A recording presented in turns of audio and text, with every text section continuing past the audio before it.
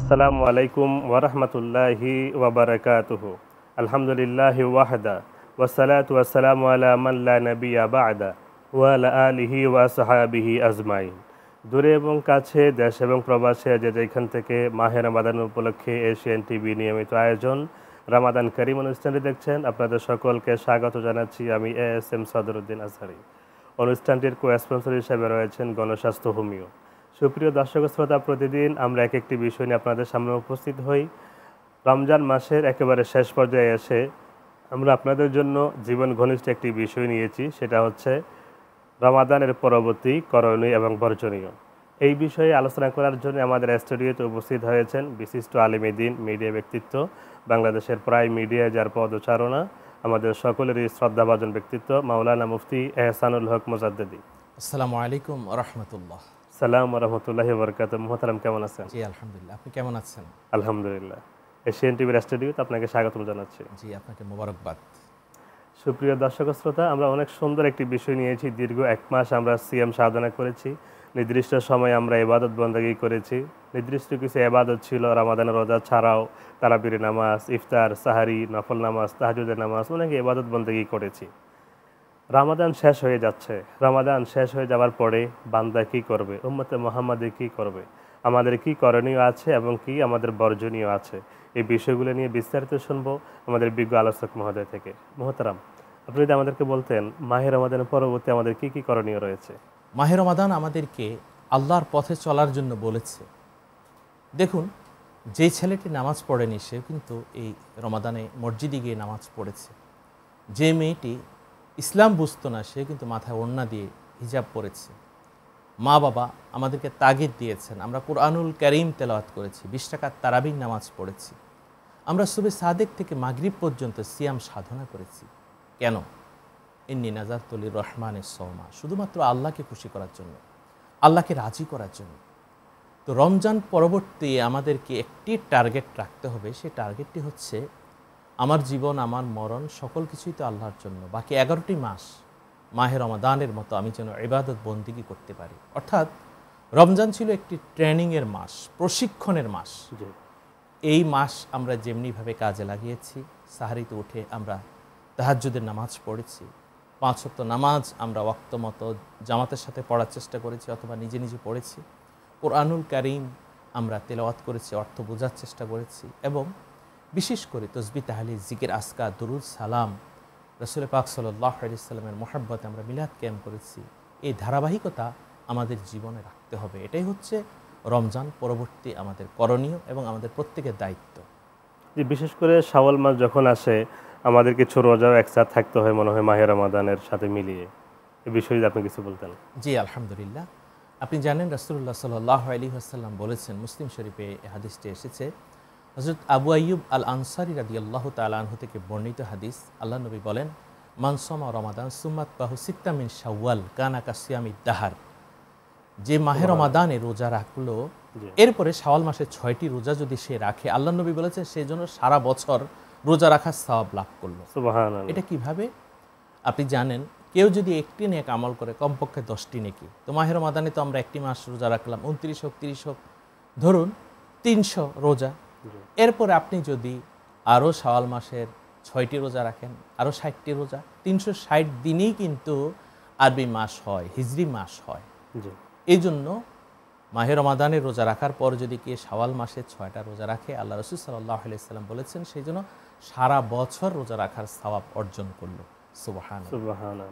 মোহতারাম, আমরা দেখা যায় মাহে রমাদানে একটি নফল নামাজ আমরা ছাড়ি নাই, একটি নফল ইবাদতও আমরা আমাদের থেকে ছুটে নাই।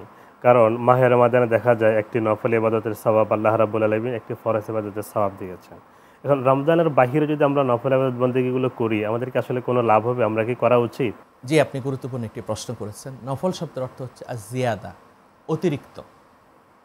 হাদিস শরীফ এসেছে, রাসূলুল্লাহ সাল্লাল্লাহু আলাইহি ওয়াসাল্লাম বলেছেন, আল্লাহ সুবহানাহু ওয়া তাআলা হাশরের ময়দানে ফরজ আমলগুলো দেখবেন।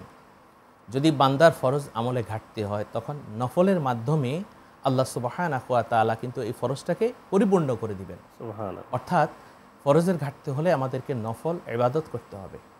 এবং আল্লাহ রাসূল সাল্লাল্লাহু আলাইহি ওয়াসাল্লাম বলেছেন, বুখারী শরীফের হাদিস, নফল ইবাদত বন্দেগীর মাধ্যমে আল্লাহর বান্দা কিন্তু আল্লাহর বন্ধু হয়ে যায়। সুবহানাল্লাহ। এবং তারা আল্লাহর ওলি হয়ে যায়। মান আদ আলী ওলিয়ান ফাকাদ আযানতুহু বিল হারব। নফল ইবাদত যারা করবে, সে আল্লাহর বন্ধুদের সাথে যারা শত্রুতা পোষণ করবে, আল্লাহ নিজেই তাদের বিরুদ্ধে যুদ্ধের ডিক্লারেশন দেন। সুবহানাল্লাহ। নফল কি ইবাদত আমরা করতে পারি? ফজরের নামাজের পর আমরা সলাতুল ইশরাক আদায় করতে পারি।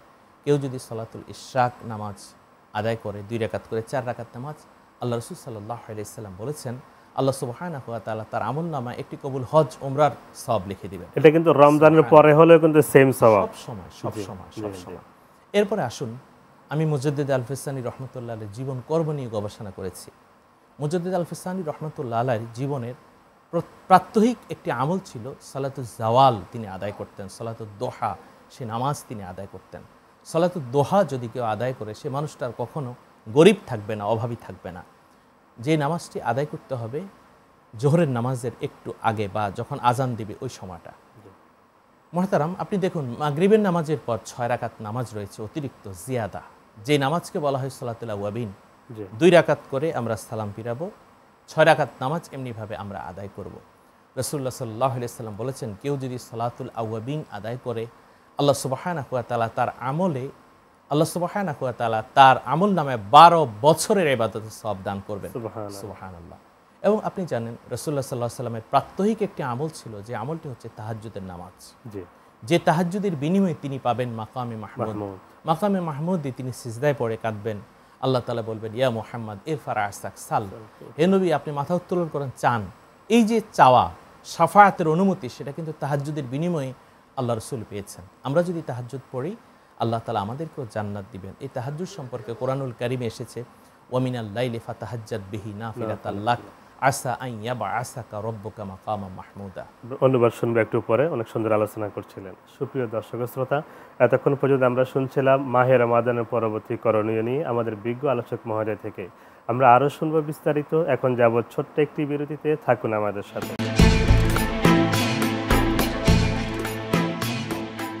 সুপ্রিয় দর্শক শ্রোতা, বিরতির পর আবারও ফিরে এলাম আপনাদের প্রিয় অনুষ্ঠান রমাদান করিমে। এতক্ষণ পর্যন্ত আমাদের বিজ্ঞ আলোচক মহোদয় অনেক সুন্দরভাবেই বলছিলেন আমরা মাহে রমাদানের পরবর্তী কি কাজ আমরা করব, কি কাজ করব না। মানে আপনি সুন্দর বলছিলেন না?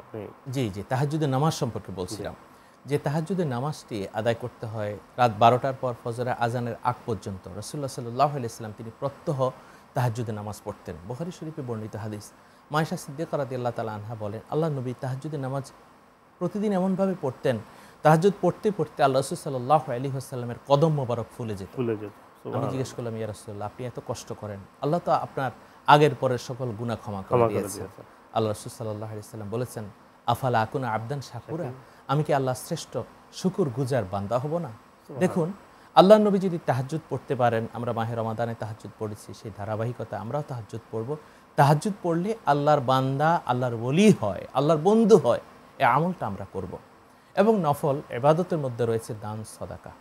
আর সদকা তো তারাদ্দুল বালা, দান সদকা করলে বালা মুসিবত দূর হয়। এবং এই দান সদকার মাধ্যমে নয়, শুধু নামাজের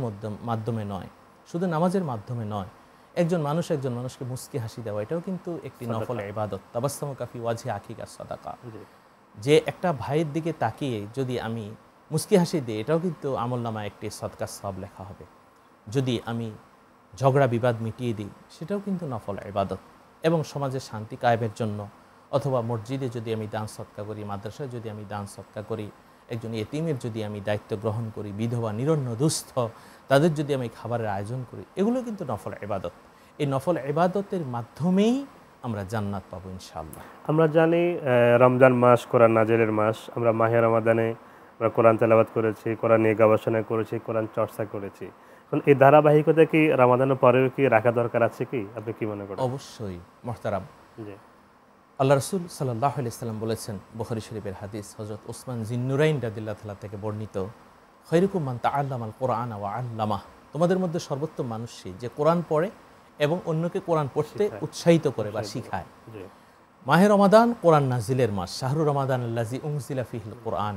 কোরআন নাজিল হওয়ার কারণেই কিন্তু আমরা লাইলাতুল কদর পেয়েছি এবং রমাদান হয়েছে। যেমনিভাবে আমরা মাহে রমাদানে কোরআনুল কারীম তেলাওয়াত করেছি, বাকি 11টি মাসও আমরা কোরআন তেলাওয়াত করব।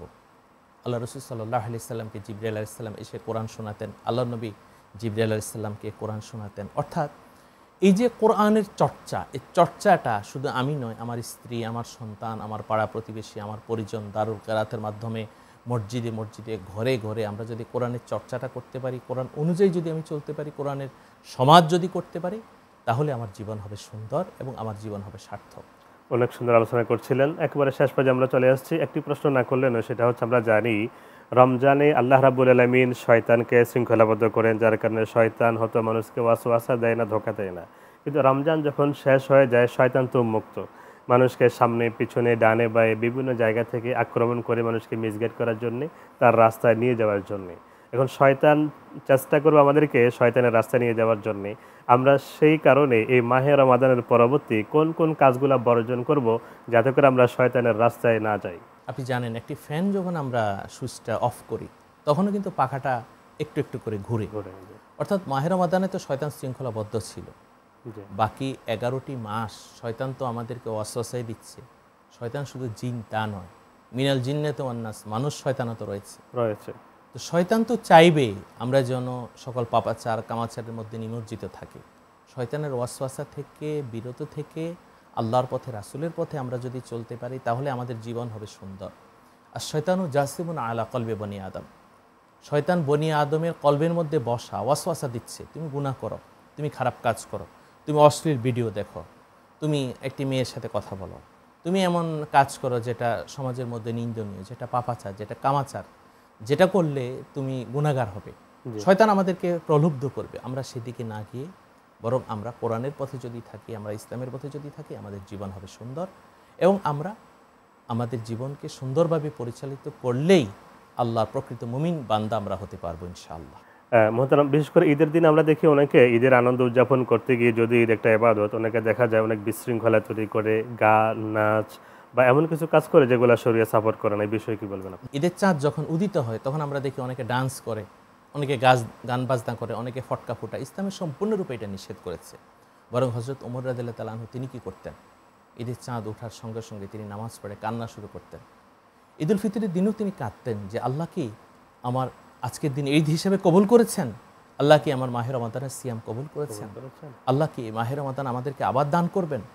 আমাদেরকে সে ভয় অন্তরে রেখে, আল্লাহর ভয় অন্তরে রেখে ঈদ আয়োজন আমি যেন করতে পারি, গরিব দুঃখী সবাইকে নিয়ে আমি যেন ভালো থাকতে পারি, ঈদ আয়োজন যেন করতে পারি, সদকাতুল ফিতর জন্য দিতে পারি এবং সকল বর্জনীয় কাজ থেকে আমি যেন ফিরে থাকতে পারি, আল্লাহর কাছে সেই তৌফিক কামনা করতে হবে।